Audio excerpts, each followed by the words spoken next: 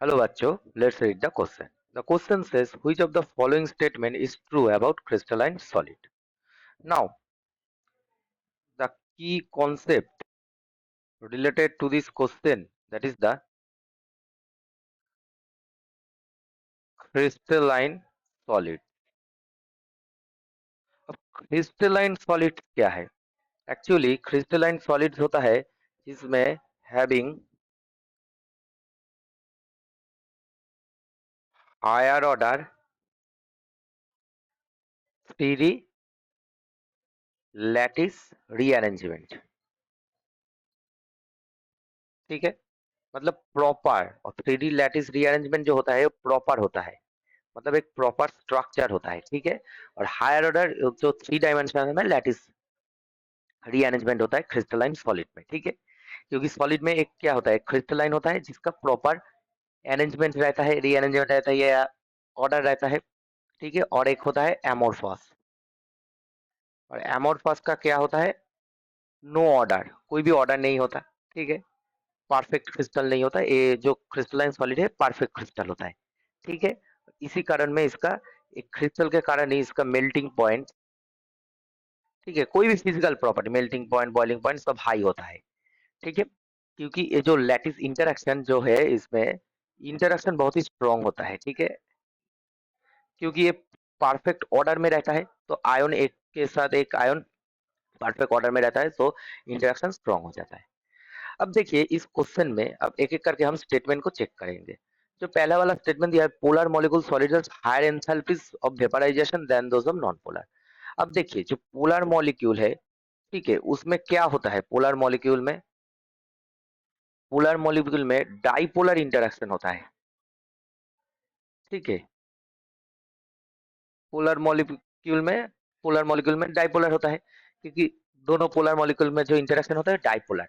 अब ये जो डाइपोलर इंटरेक्शन होता है इज वेरी स्ट्रॉन्ग होता है, ये वाला इंटरेक्शन। ठीक है, ठीक है, then non polar molecule.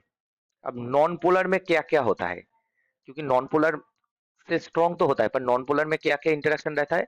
Non polar में मेनली अगर गैसियस स्पेसिस होगा तो लॉन्डन डिस्पर्सन फोर्स रहता है। ठीक है,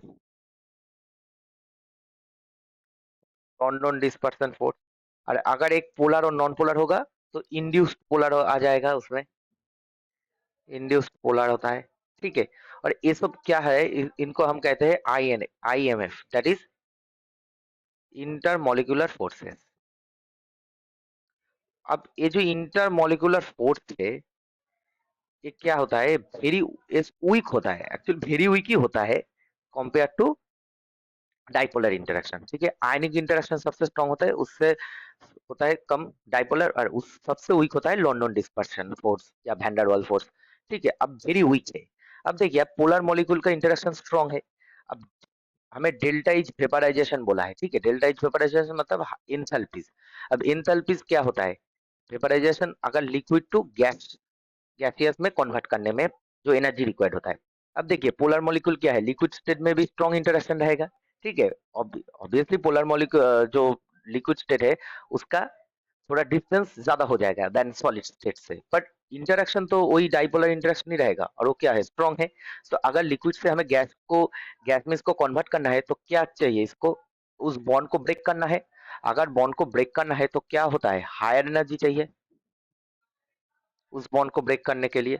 ऑब्वियसली अगर स्ट्रॉन्ग बॉन्ड होगा तो हायर एनर्जी चाहिए। सो हायर एनर्जी जब चाहिए तो इसका मतलब क्या है, जो डेल्टा एज वेपराइजेशन होगा वो हाई हो जाएगा for polar molecule compare to non polar. ठीक है, क्योंकि नॉन पोलर के जो फोर्सेस है बहुत ही वीक है, लॉन्डन डिस्पर्सन फोर्स बहुत ही वीक फोर्स होता है। ठीक है, मतलब इजीली ब्रेक हो जाता है। ठीक है, तो इसका मतलब जो पहला वाला जो स्टेटमेंट दिया है वो एकदम करेक्ट है। ठीक है, अब देखिए स्टेटमेंट बी दिया है, graphite through covalent solid is a good conductor of electricity. अब देखिए कोवैलेंट सॉलिड क्या होता है, कोवैलेंट सॉलिड क्या होता है, ये हमारा नॉन कंडक्टर होता है mainly. Obviously covalent non conductor होता है, और आयोनिक क्या होता है, कंडक्टर होता है। बट एक एक्सेप्शन होता है यहाँ पर नॉन कंडक्टर में, जो एक है ग्राफाइट। ठीक है, ये क्या है, कार्बन का एक एलोट्रॉप है, ठीक है। और ये जो एलोट्रॉप है एक क्रिस्टलाइन सॉलिड होता है, ठीक है। क्रिस्टलाइन सॉलिड मतलब एमोर्फस एलोट्रॉप नहीं होता, कार्बन का क्रिस्टलाइन एलोट्रॉप होता है। कार्बन का क्रिस्टलाइन एलो तीन होता है, एक होता है ग्राफाइट, ठीक है, दूसरा होता है डायमंड, और लास्ट में होता है फुलारिन। ये जो तीन है, ठीक है, ग्राफाइट, डायमंड और फ्लोरीन, ये सब एलोट्रॉप होता है। बट इसमें सिर्फ ग्राफाइट ही जो है कंडक्टर होता है, गुड कंडक्टर ऑफ इलेक्ट्रिसिटी होता है। डायमंड और फ्लोरीन में नहीं होता है। इसका मतलब ग्राफाइट का हमें स्ट्रक्चर देखना चाहिए, ठीक है, इसका अरेंजमेंट कैसा होता है। अब देखिए ये हेक्सागन होता है। अब कार्बन का है, ठीक है, कार्बन का एक हेक्सागन होता है। अगर हम ग्राफाइट का क्रिस्टल को एनालाइज करेंगे कुछ इस तरह दिख जाएगा हमें, ठीक है। ये फर्स्ट लेयर है और ये लेयर वाइज होता है, ठीक है।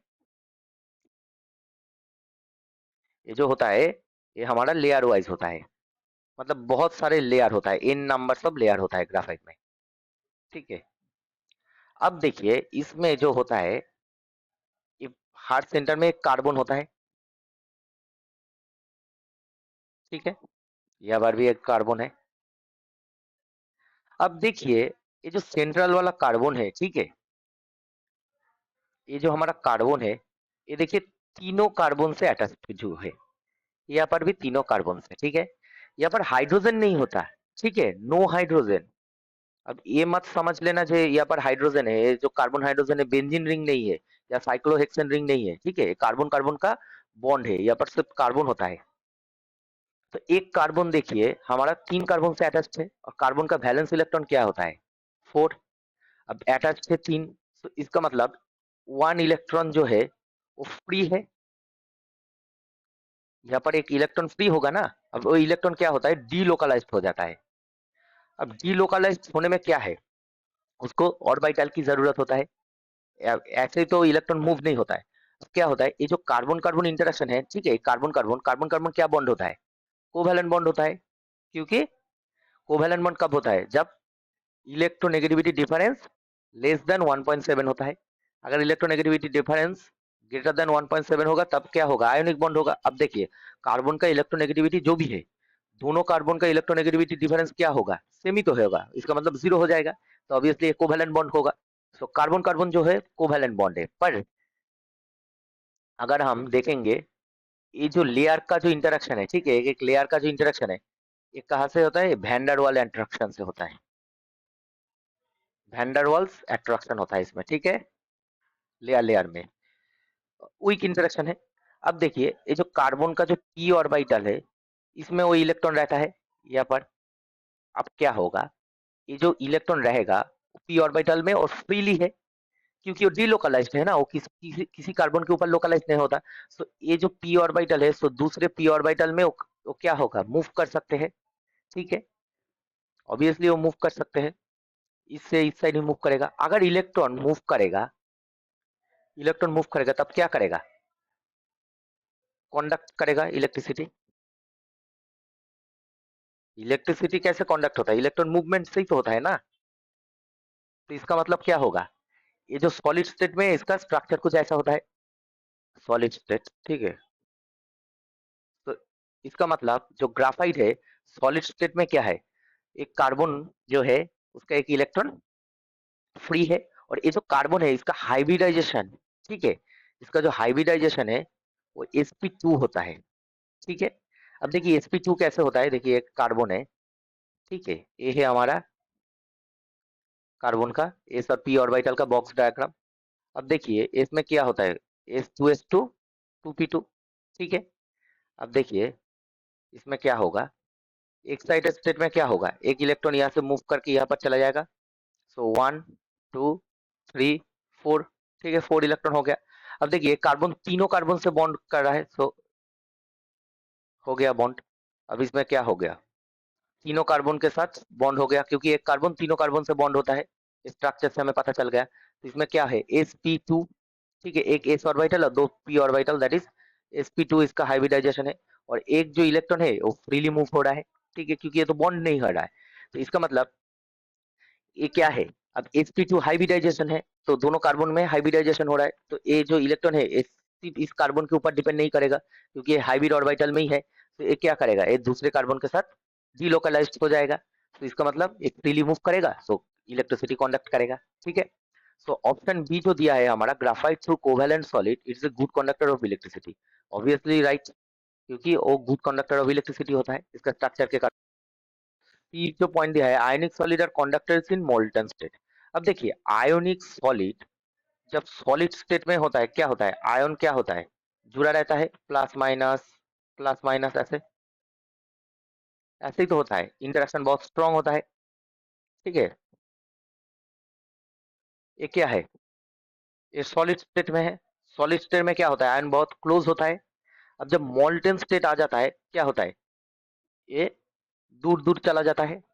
अब दूर दूर क्यों चला जाता है, इसमें क्या आ जाता है, वाटर मॉलिक्यूल आ जाता है ना मोल्टेन स्टेट में। ठीक है, कुछ इस तरह, कुछ इस तरह, कुछ इस तरह हो जाता है, ये क्या है, मोल्टेन स्टेट में। ठीक है, मोल्टन स्टेट में और लिक्विड स्टेट में ऐसा हो जाता है। अब देखिए, अगर आयन इसमें क्लोज में है, तो क्या है, एक प्लस एक नेगेटिव चार्ज के अट्रैक्ट हो रहा है, प्लस और नेगेटिव चार्ज अट्रैक्ट हो रहा है, और इसका मतलब क्या है, ये न्यूट्रल हो रहा है, एक एक चार्ज को अट्रैक्ट कर रहा है और न्यूट्रल हो रहा है। अब इसमें देखिए, ये बहुत ही दूर है, और इसमें क्या है, इसके अंदर अंदर वाटर मॉलिक्यूल है, तो इसका मतलब क्या है, ये आयन में सेपरेट हो रहा है, separating in the ion, separating into the ions. अगर आयंस में इंटरेक्शन जो डिवाइडेड हो जाएगा, तब क्या होगा, ये क्या हो जाएगा, तभी ये कंडक्टर हो जाएगा, तभी तो कंडक्ट करेगा। अब इसमें अगर हम इलेक्ट्रिसिटी पास करेंगे, तो ये क्या है, प्लस माइनस से न्यूट्रल हो रहा है ना, ये जो पॉजिटिव चार्ज नेगेटिव चार्ज से क्लोज है और इंटरेक्शन करके न्यूट्रल हो रहा है, पर अभी ये देखिए दूर दूर चला गया, अब इतना इंटरेक्शन नहीं रहेगा, मतलब आयन में सेपरेट हो गया, अगर आयन सेपरेट हो जाएगा तभी गुड कंडक्टर हो जाएगा। ठीक है, तो इसलिए मतलब मोल्टन स्टेट में ये क्या हो जाता है, कंडक्टर हो जाता है, आयनिक सॉलिड। ठीक है, तो इसका मतलब ऑप्शन सी वाला जो स्टेटमेंट है वो भी करेक्ट है। ठीक है, अब ऑप्शन डी में देखिए, non polar molecule have solid have London forces between the constituted and have higher melting point than the polar molecules। अब देखिए, नॉन पोलर मॉलिक्यूल में जो ए वाला स्टेटमेंट दिया है, लॉन्डन डिस्पर्सन फोर्स, वो तो है, क्योंकि हम पहले वाला जो ऑप्शन में ही बोला था, जो नॉन पोलर मॉलिक्यूल है वो क्या होता है, बहुत ही वीक इंटरेक्शन होता है। ठीक है, इसमें लॉन्डन लॉन्डन डिस्पर्सन फोर्स होता है। ठीक है, बट हमारा जो, अगर हम पोलर मॉलिक्यूल की बात करें, ठीक है, तो पोलर मॉलिक्यूल में क्या होगा, पोलर मॉलिक्यूल में क्या है, स्ट्रॉन्ग इंटरेक्शन है, क्योंकि पोलर मॉलिक्यूल में तो सिर्फ लॉन्डन डिस्पर्सन फोर्स नहीं होता है, actually London dispersion force gaseous species में ही होता है, पर पोलर मॉलिक्यूल के लॉन्डन डिस्पर्सन फोर्स के साथ साथ क्या होता है, अगर रहेगा भी, उसके साथ भी डाइपोलर इंटरेक्शन रहेगा। अभी डाइपोलर इंटरेक्शन क्या होता है, very strong compare to London dispersion force. अगर ये स्ट्रॉन्ग है, तो सॉलिड, अगर हमें मेल्टिंग पॉइंट चेक करना है, मेल्टिंग पॉइंट मतलब क्या है, जिस पॉइंट में हमारा सॉलिड से लिक्विड हो रहा है। अब सॉलिड स्टेट में क्या है, आयंस बहुत ही क्लोज में होगा, और इसमें डाइपोलर इंटरेक्शन होगा, बहुत ही स्ट्रांग होगा, तो इसको अगर ब्रेक करना है, मतलब लिक्विड में जाना है तो ब्रेक करना होगा, तो इसका मतलब क्या है, इसमें हायर एनर्जी की जरूरत होगा। अगर हायर एनर्जी हम पोलर मॉलिक्यूल में पास करेंगे, तभी वो लिक्विड में आएगा, तो इसका मतलब क्या होगा, इसका मेल्टिंग पॉइंट हाई होगा, melting point higher than non polar molecule. पर इस क्वेश्चन में स्टेटमेंट में बोला है, जो नॉन पोलर मॉलिक्यूल है वो उसका having higher melting point than polar molecules नहीं, उसका जो कॉन्स्टिट्यूट एटम है उसमें लॉन्डन डिस्पर्सन फोर्स हो रहा है, और लॉन्डन डिस्पर्सन फोर्स बहुत ही वीक हो रहा है, तो इसमें बहुत ही कम फोर्स में ही ब्रेक कर सकते हैं हम नॉन पोलर सॉलिड को। तो इसका मतलब जो ऑप्शन डी है वो हमारा गलत ऑप्शन है। सो हमारा करेक्ट स्टेटमेंट क्या है, करेक्ट स्टेटमेंट हमारा ऑप्शन ए है, ऑप्शन बी है, ऑप्शन सी है। ठीक है, so answer should be option A, option B, option C. I hope you will understand the solution very well. Best of luck.